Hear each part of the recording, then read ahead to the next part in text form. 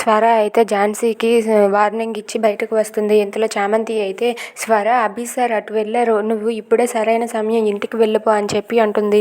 ఇక స్వరని అయితే చామంతి ఇంటికి పంపించేస్తుంది.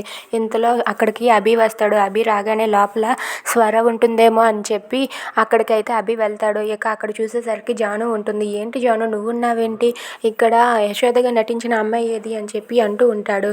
అది విని జాను అయితే లేదు ఆవిడ ఇంటికి వెళ్ళిపోయింది అని చెప్పి జాను కంగారు పడుతూ అంటుంది. అది విని అభి అయితే ఏంటి జాను అంత కంగారు పడి ఎందుకు చెప్తుంది, నేను ఇక్కడ స్వర ఉంటుందేమో అనుకున్నాను, కానీ ఝాన్సీ కంగారు పడుతుందంటే ఏదో తేడాగా ఉంది అని చెప్పి అభి తన మనసులో అనుకుంటూ ఉంటాడు. ఇక జాను అయితే ఆ అమ్మాయికి ఇంటి దగ్గర నుండి ఏదో కాల్ వచ్చిందంటే అందుకే వెళ్ళిపోయింది అని చెప్పి ఝాన్సీ అంటుంది.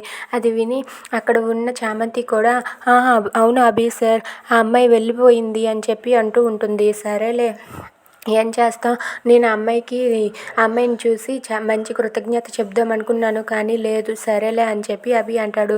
ఇక ఆ అమ్మాయి ఇంటికి వెళ్దామా అని చెప్పి అభి అంటాడు. లేదు అభి, ఎందుకు, మనకి టైం అవుతుంది, బోల్డ్ పనులు ఉన్నాయి, పద అభి వెళ్ళిపోదామని చెప్పి ఝాన్సీ అయితే అభిని లాక్కుంటుంది. అది చూసి అభి అయితే ఝాన్సీ ఎంత కంగారు పడుతుంది ఏంటి, అయినా ఇక్కడికి వచ్చిండి అన్నీ తేడాగానే జరుగుతున్నాయి, ఏదో జరుగుతుంది, అదేంటో తెలుసుకోవాలని చెప్పి అభి అయితే తన మనసులో అనుకుంటూ ఉంటాడు.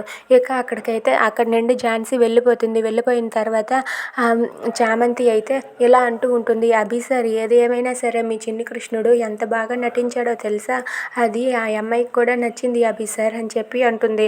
అది విని అభి అయితే లేదు, నేను ఇక్కడ స్వర ఉంటుందేమోనని ఎక్స్పెక్ట్ చేశాను, కానీ ఆ స్వర లేదు అని చెప్పి అభి అయితే తన మనసులో అనుకుంటూ ఉంటాడు.